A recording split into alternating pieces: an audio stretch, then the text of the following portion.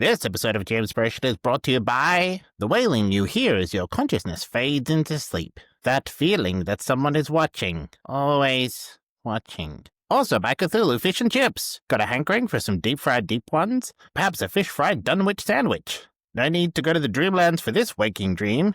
Get Cthulhu's Fish and Chips in his mouth today. The title of this one was a little bit weird to come up with, so let me start by describing the problem. Every so often, you need to describe something that defies normal description. In describing something, you gain some control over it. But what if what you're describing cannot be controlled and cannot be described? What if it is beyond human perception?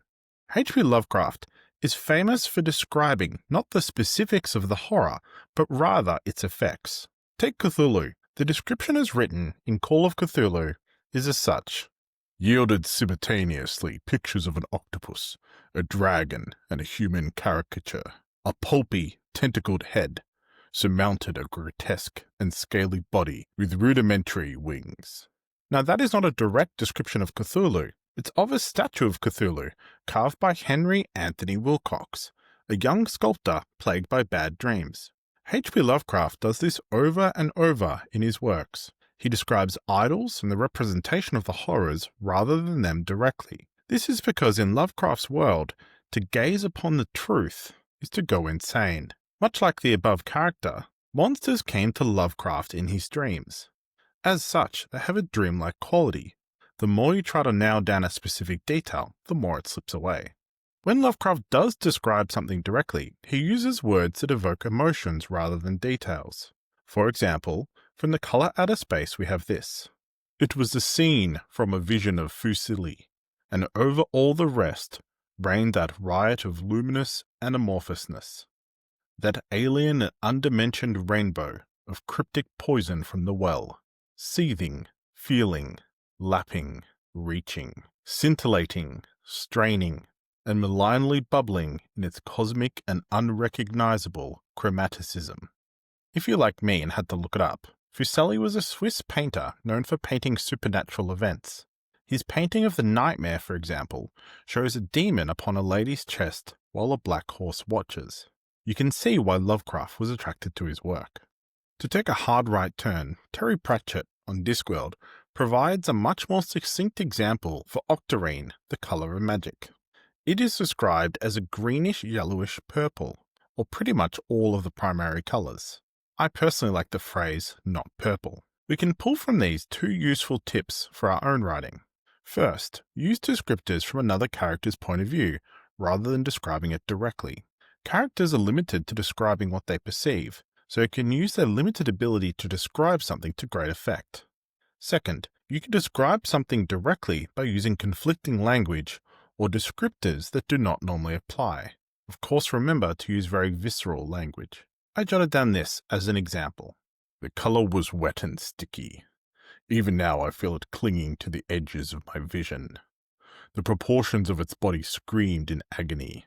The sound it made scraped the back of my skull. And when I looked into the void that was its eye, I saw myself looking back. I was screaming. Less is more for this sort of description. That's why vague, evocative imagery is so useful. I'll do a few more simple examples using negative or reverse descriptions.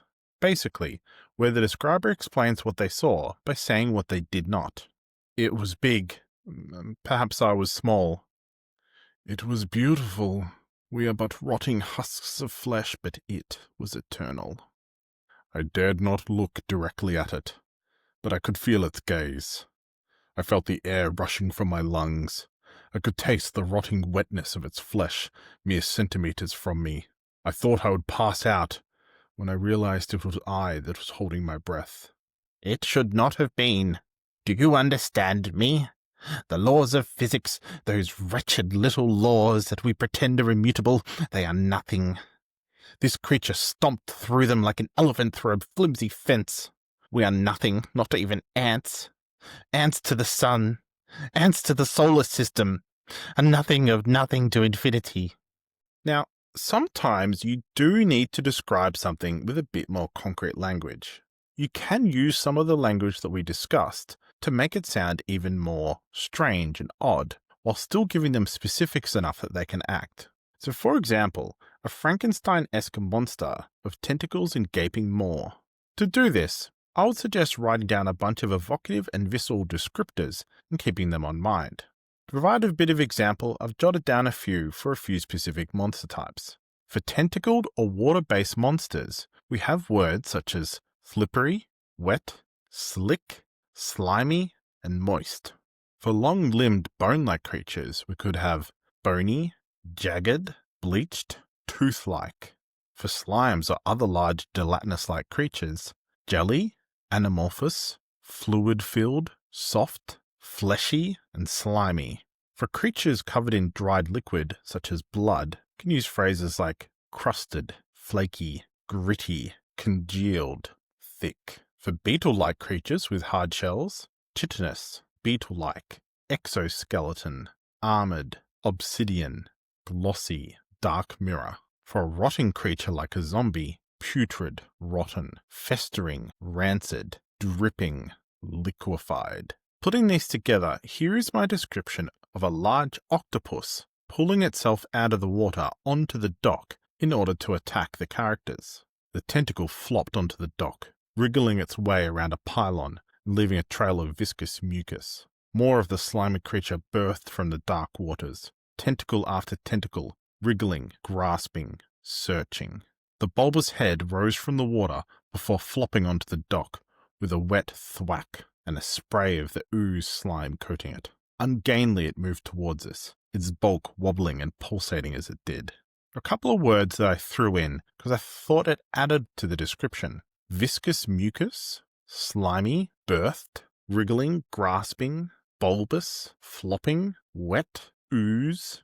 Those words are evocative. They bring to your characters a real sense of the moment. To summarize what we covered in this episode, first, use descriptors from a character or NPC's point of view rather than describing it directly. Second, use conflicting or descriptors that would not normally make sense. A color might be wet. A sound might scrape its way down the back of your neck, and an image might scream. Third, when you do describe something, have a list of words that encapsulate the sort of feelings you want to evoke. Jot them down as a reference to help you when crafting a scene. This brings us to the end of this putrid episode of GMspiration. May the eyes of the dark ones never fall upon you, and remember to have fun.